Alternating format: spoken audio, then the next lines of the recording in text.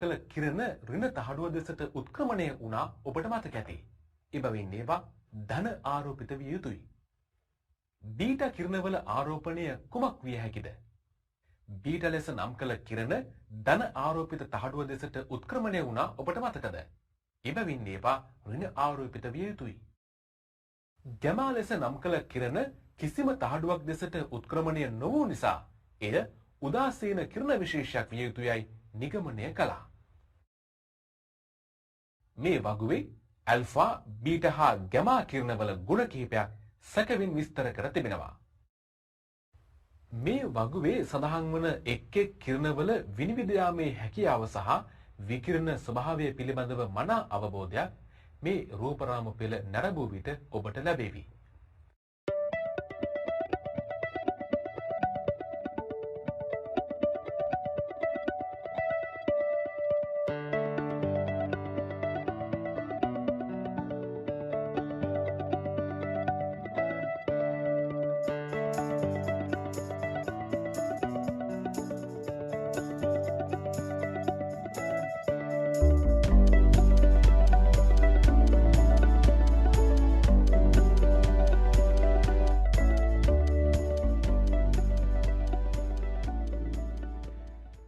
ඉහත වගුවේ දක්වා ඇති කරුණුවලට අනුව ඇල්ෆා කිරණයට සහ බීටා කිරණයට ස්කන්ධයක් තිබෙනවා. එනම් ඒවා අධිවේගී ස්කන්ධමය අංශුන් වෙනවා. ඒවා කිරණ යන පදයෙන් හඳුන්වනු ලැබේ. නමුත් ගැමා කිරණයට අධික ප්‍රවේගයක් ඇති අතර අංශමය ස්වභාවයක් නොමැත.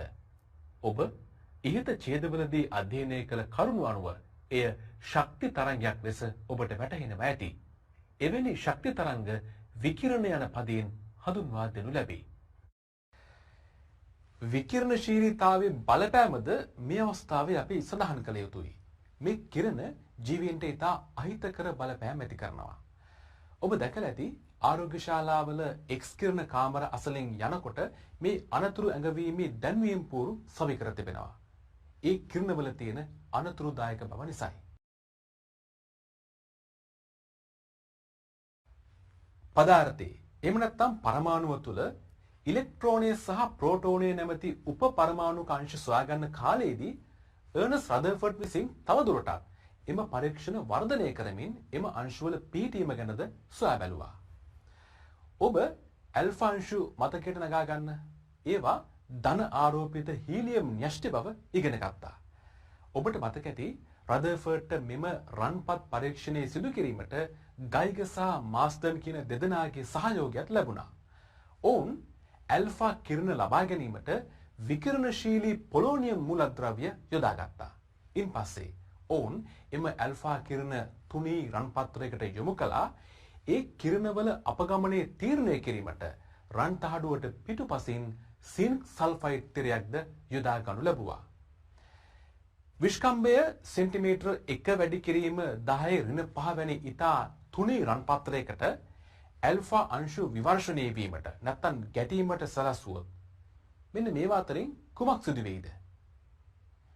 එක්කෝ ඇල්ෆා අංශු සියල්ලම තුනී තහඩුවේ ගැටි නැවත ආපසු පැමිණෙනවා. එහෙම නැත්නම් ඇල්ෆා අංශු කොටසක් පමණක් තහඩුව තුලින් ගමන් කරනවා. එහෙමත් නැත්නම් ඇල්ෆා අංශු සියල්ලම පහයි තහඩුව තුලින් ගමන් කරනවා. ඔබට මේ පිළිබඳව හිතෙන්නේ මොකද්ද? මේ ගැන කෙටියෙන් ඉගෙන ගන්න අපි දැන් මේ පරීක්ෂණයේ නිරීක්ෂණ දෙසට අපේ අවධානය යොමු කරමු.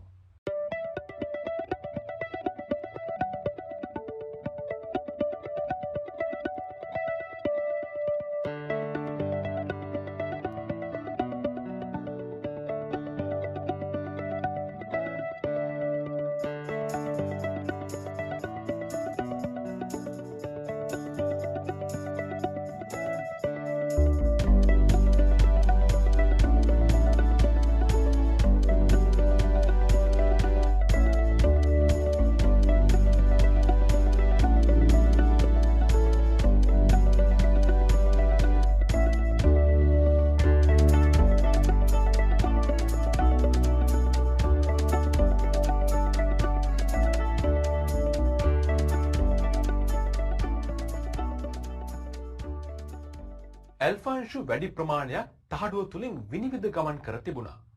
සමහර ඇල්ෆා අංශු තහඩුව තුලින් ගමන් කළමුත් ගමන් මාර්ගය වෙනස් කර ගමන් කර තිබුණා. ඊටාම සුළු අංශු ප්‍රමාණයක් ලක්ෂයකට එකක් පමණ නැවත එම මාර්ගයේම පැමිණ තිබුණා. ගයිග සහ මාස්ටර්න් දෙදෙනා මේ ප්‍රතිඵල රදර්ෆර්ඩ්ට දැන්නුවා. ඔවුන් සියලු දෙනාම පුදුමයටපත් වූ කාරණය තමයි අංශු කුඩා ප්‍රමාණයක් නැවත පරාවර්තනය වීම. මේ සිදුවීම ගැන රදර්ෆර්ඩ් කිව්වේ කොහොමද දන්නවද? මිලිමීටර 15ක කාලතුවක්කු උණ්ඩයකින් ටිෂුව කඩදාසියකට වෙඩ තැබුවොත් ඒ කඩදාසියේ උණ්ඩය වැදිලා ආපහු ආවා වගේ කියලා. ඔබටත් ඒ ගැන පුදුම හිතනවද? මේ තරම් කුඩා තුනී රන්පත්‍රයේ ගැටිලා පරාවර්තනයක් වීම. කලින් දැක් වූ රූපරාමුවේ ප්‍රතිඵල අනුව රදර්ෆර්ඩ් මෙන්න මේ නිගමනවලට එළඹුණා. පරමාණුව පවතින අවකාශයේ වැඩි ප්‍රමාණයක් හිස් බව. ඒ නිසා තමයි වැඩි අංශු ප්‍රමාණයකට රන්පත්‍රය හරහා විනිවිද යාමේ හැකියාවක් ලැබී තිබුණේ. පරමාණුවේ ඇති ධන ආරෝපිත අංශු පරමාණුවේම මැද එක් තැනක ස්ථානගත වී තිබෙනවා. එම ස්ථානය ඔහු න්‍යෂ්ටිය ලෙස හැඳින්වුවා. මෙම ධන ආරෝපිත